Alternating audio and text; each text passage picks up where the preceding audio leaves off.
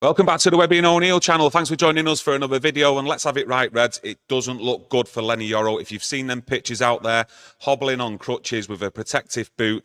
We're going to discuss some transfer news as well later on in the video, so stay tuned and get involved in the chat. But I want to start straight away with Leny Yoro.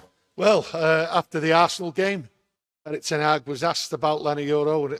Basically, he just said, we have to be careful. Now he's spotted in that cast, and that looks bad. As far as I'm concerned, it looks a serious injury.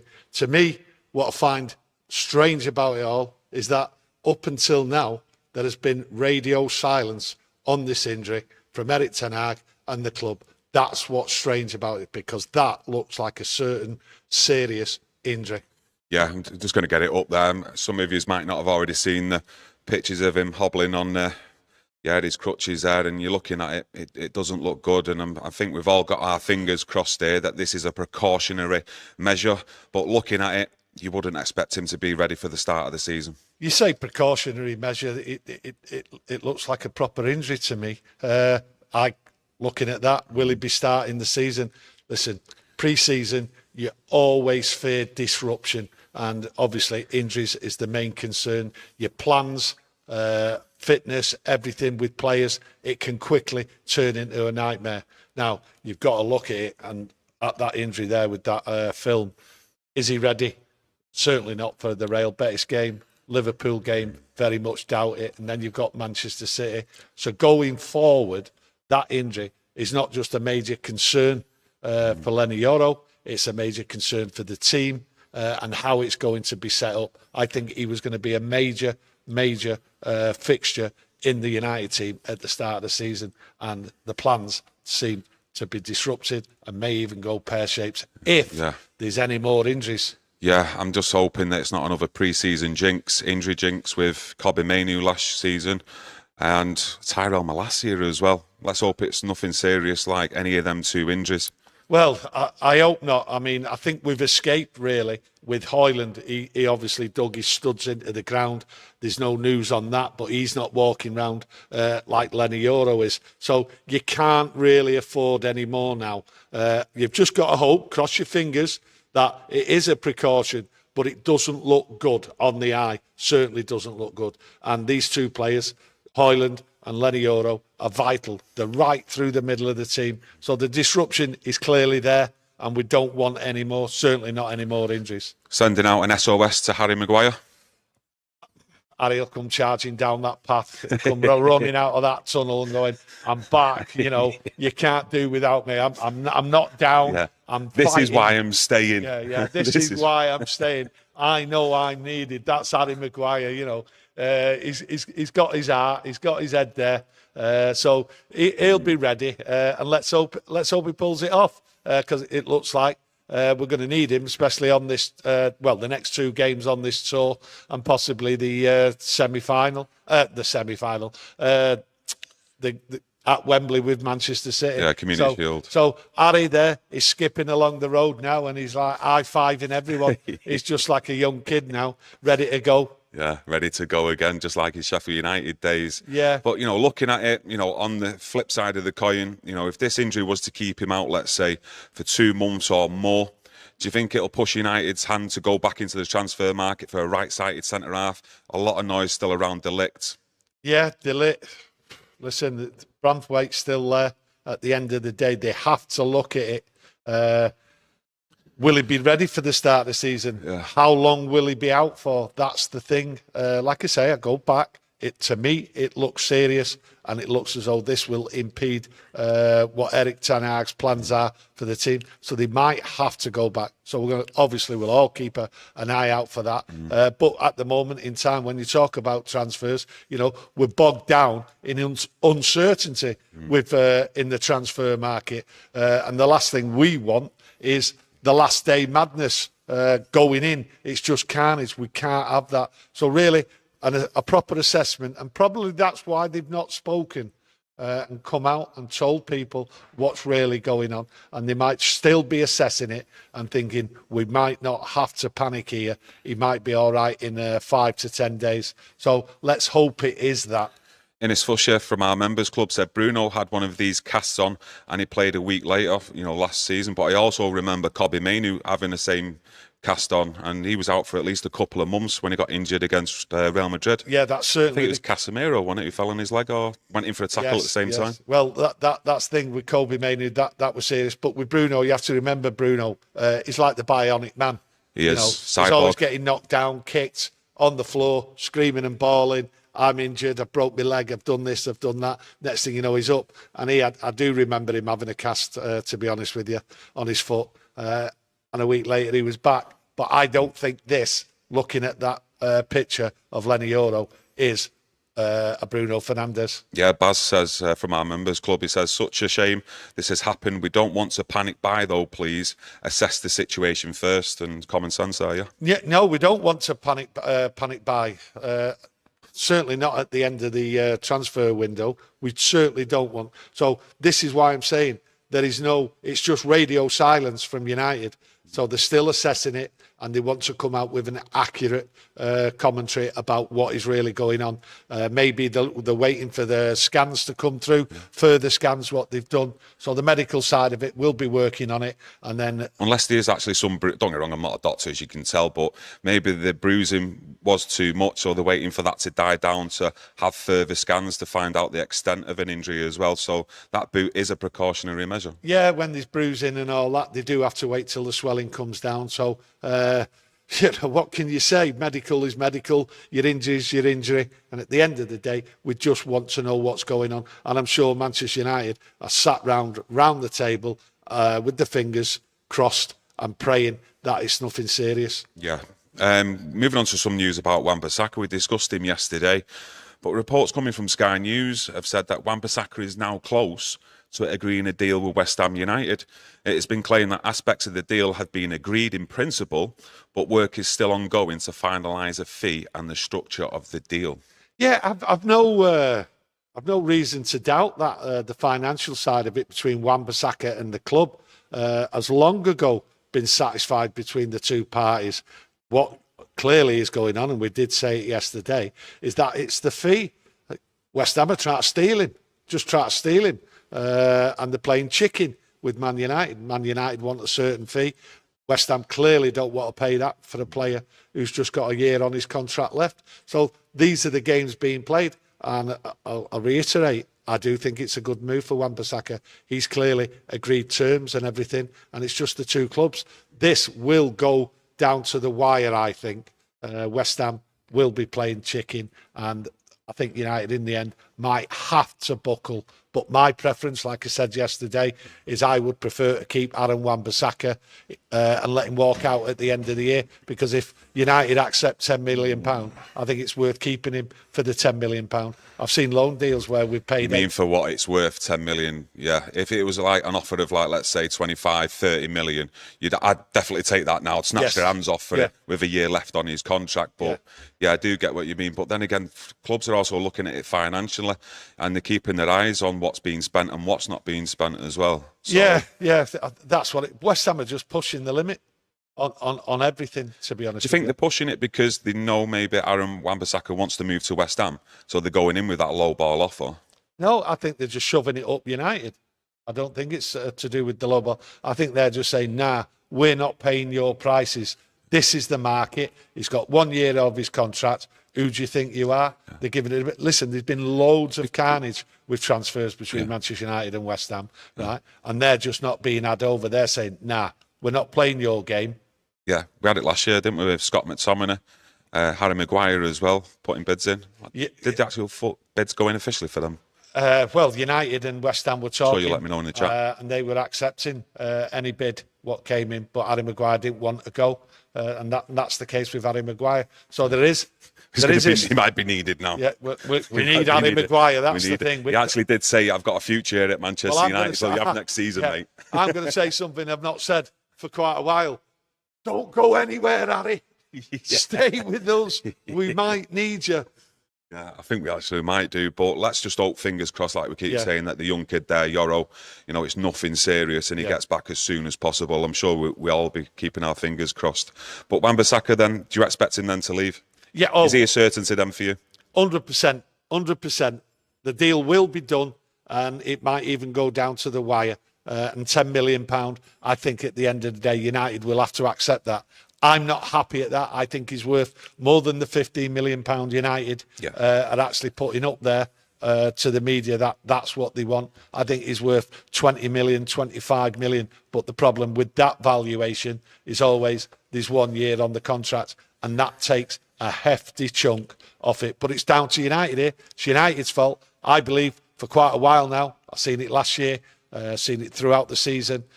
Talk about Wan-Bissaka going to West Ham and other places and all that. And I think Manchester United, if they wanted the money, they should have acted earlier. But if you look at it, Ineos have only been in 6-7 months. Maybe they've been caught off guard, not been able to do the work, and I do understand that. So you have to look at the previous people, what were in charge, the suits, Richard Arnold and all that, Murto and everyone. They should have acted earlier, because this conversation has been out there for a long time about Wan-Bissaka, and he's wanted to go back to London for a long time. Yeah, I'm not too sure if you've seen the same reports, but Mazraoui, who I'll just call Mazza, it's a lot easier for me, has travelled with Bayern Munich on their pre-season to South Korea. But I've noticed Ligt hasn't travelled. Now, if any of you know more information on why he hasn't travelled, let me know in the chat. But I find that interesting that he's stayed behind, if it's not anything to do with an injury. Well, we don't know if it's to do with an injury. He might need extra fitness, but you would have thought he'd have gone on. So there's something. I understand that he went to the Euros with Holland and where they got to in that later in the stages, but he didn't play that much. Let's have it right. No, he didn't. So it is a bit worrying. Not worrying. It's like, hang on, what's going on? Is he staying back here because there's a transfer going on? That's the speculation a lot of people will be saying. And to be honest, I'm not too sure about it, because if you look at the other player, he's gone on the pre-season. He's gone on it. Yeah. Well, you'd like him to go on it as well to keep some fitness up, or try and get match fit, especially with these talks about Wan-Bissaka moving to West Ham. You want a player then coming in who's near enough there or thereabouts, game ready. Well, yeah, but is the Ligt game ready? So, you know, you can go on about one staying at home and the other. The conversation you could have all day would actually contradict each other, and your theory about one player staying and one player going. So at the end of the day, until someone actually tells us and the news comes out there why one's staying and why one's gone, really, it's just pure speculation, and it's a game of I was right and you was wrong. Yeah, I'm sure them doctors in Germany know what they're doing. Yes. Just moving on to some interesting pieces there on Van Nistelrooy. And it's a report from the Daily Mail who have seen him actually putting on training sessions whilst on the USA tour. And it stated that the voice barking orders in a Dutch accent during training at the University of California campus in Los Angeles belongs to Ruud van Nistelrooy, not Erik ten Hag. And it did later say that the amount of training sessions he's actually putting on for the players and taking control in training. Yeah, I look at Van Nistelrooy each week. I'm looking at him in a different set of eyes. He looks as though he's got down to business here. He's barking out the orders. He's like a commander. He's out there. The big stature of the man, which we've all discussed about him. He's an imposing figure, and people are looking up to him. You only have to look recently, go back to last week. Hugo was talking about him, really praising him, about helping him with his work and all that. He has taken control of the training sessions, and everyone has to listen, and they have to do the job. He is not taking anyone, right, who is not up for the challenge, and he's going to tell them. He is really working him hard. Which did actually state in that report as well, whilst Nistelrooy and the other coaches are taking on the training sessions, he's just standing back, Ten Hag, observing everything that goes on. That's what you want. You only have to go back to Fergie, other managers. They used to go out there and let other players, let other people take charge, because they knew what they were doing. They were being coached and everything. Now what we have, we have a manager sat back who's talking to all the people around what have been brought in. So that, Wilcox and everybody, they're all sat round a table talking to each other, and people are getting on with the job. He is coaching, and there's a team in there coaching.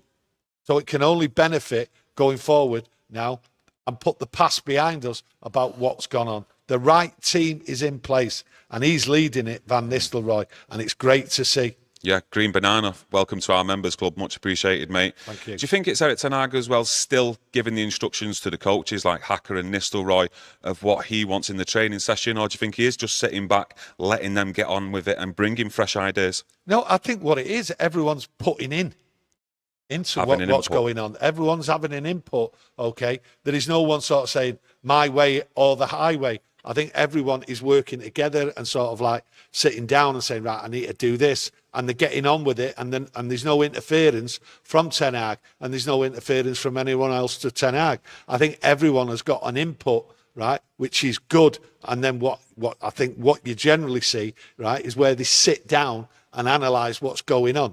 Is this right, what he's doing, or is this right, what I'm doing? Right, I need to change, I need to adapt. And that's the right way forward. And Ineos, the way they've set everyone up, it's the right way. There's no power struggle in there with everyone what's on pre-season. They're all enjoying what they're doing, bringing new work, new ideas to the squad and everything. And it looks good going forward. We just need the right players on the pitch.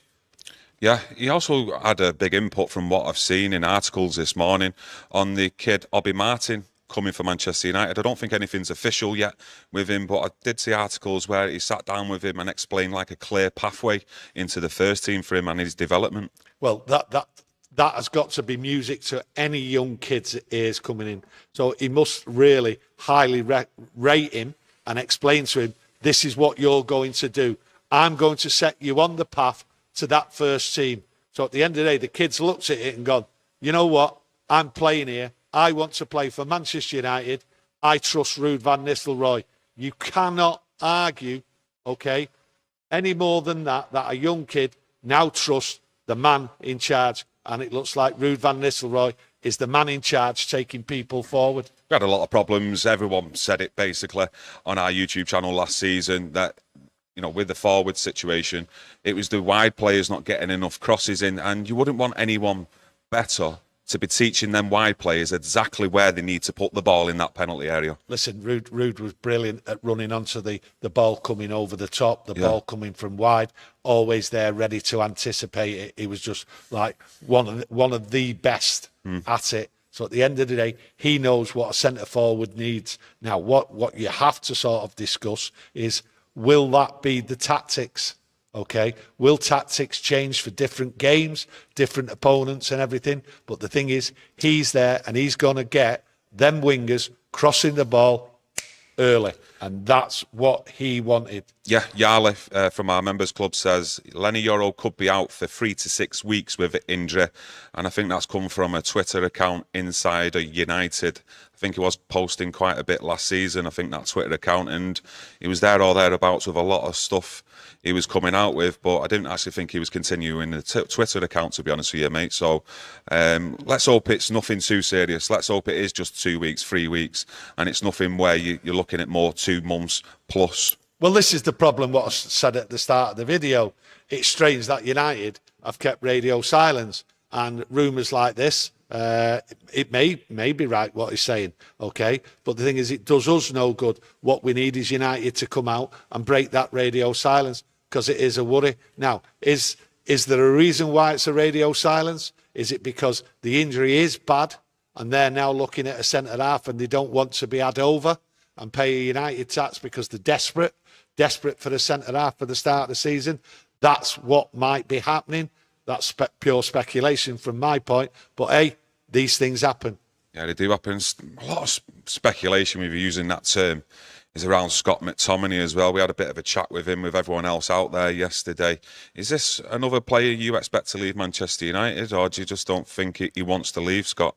I think the Fulham bid, the way it's been touted out there, I think that's going to be pretty solid over the next few days for Scott McTominay. Anything where, and I did say it, over Scott McTominay with Galatasaray, absolute rubbish. I cannot in my life see Scott McTominay going over to Galatasaray. And the rumours and the stories that I've read about the bid, what they've put in, £15 million, or they're offering £15 million for Scott McTominay is an absolute joke, and I just think it's Galatasaray and other people mixing it and just getting their name in the papers. Scott McTominay to Galatasaray. I just can't see it, and that's not me sort of saying, oh, it's Turkey or anything like that. I just don't see Scott McTominay going too far. Yeah. I just don't see it. I don't see him, his personality, who he is and everything, sort of flying out to Turkey. I think that's how I look at it. Well, if Galatasaray, look at us against them last season. We didn't have the best time against them, home and away. Good side. Listen, they're a good side. Yeah, but with regards to the actual Turkish league, I think Scott McTominay is still a Premier League player, and he can still offer a lot to certain clubs out there. And I still think he can offer a lot to Manchester United. But in the last 20 minutes of games, giving you that plan B option, like I've stated many times, I think he's the best player at our football club right now who can defend set pieces with his head. He's there or thereabouts every single time from free kicks or corners, and you do need that in your team. I think everyone has to admit when they see Scott McTominay battling in that penalty area, cutting out crosses, heading the ball away, marshalling other players around him, I think he's just spot on. And we have discussed when he's worked with Varane, you know, it's been excellent. And also, you know what he's like when the energy's there and he breaks and he goes forward. He is a big danger, and he is a man what can score goals. So a great squad player, and it'd be sad to see him go if he goes. Yeah, just like to thank you all for joining us today. Loads of different comments in there, different opinions. That's what we love to see, and that's the interaction we like. So if you've enjoyed the video, you want to help support us, smash a like on the video, please, and we'll be back tomorrow, unless there's any breaking news, with another Manchester United chat. So enjoy your day, everyone, and we'll see you again soon. Thank you. Thank you.